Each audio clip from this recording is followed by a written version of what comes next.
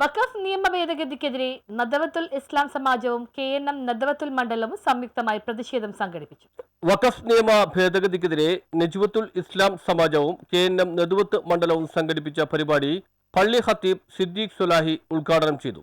വ്യാപകമായി ഇന്ത്യ ഒട്ടാകെയും നടക്കുന്ന വഖഫിന് എതിരെയുള്ള പ്രതിഷേധ പരിപാടിയാണ്, സംഗമമാണ് ഇന്ന് ഇവിടെ ഈ ബാനറിലൂടെ ഞങ്ങൾ പ്രകടിപ്പിക്കുന്നത്.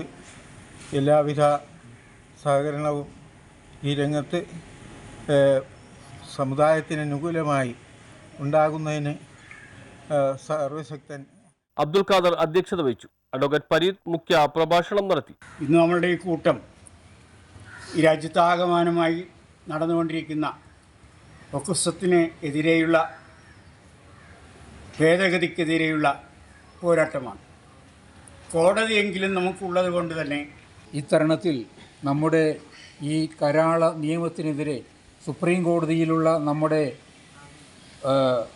യുദ്ധം അതിഗംഭീരമായി നടന്നുകൊണ്ടിരിക്കുകയാണ്. ഈ സന്ദർഭത്തിൽ ഈ പ്രതിഷേധത്തിൽ പങ്കുചേരാൻ നമുക്ക് കഴിയുന്നതിൽ K. ഫരീദ്, VS ഫരീദ്, നിഷാദ് അബ്ദുൽ കരീം എന്നിവർ സംസാരിച്ചു.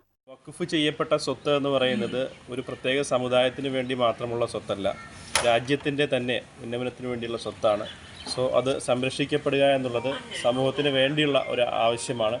അതിനുവേണ്ടിയുള്ള ഈ ഒരു പോരാട്ടത്തിൽ എല്ലാവരും അണിചേരുക. ഉന്നമനവുമായി ബന്ധപ്പെട്ടുകൊണ്ട് അവരുടെ മുന്നോട്ടുള്ള ഗമനത്തിനും പാവങ്ങളായ ആളുകളെ സഹായിക്കുക എന്ന നിലക്കുമൊക്കെയുള്ള ന്യൂസ് ബ്യൂറോ, അരൂർ.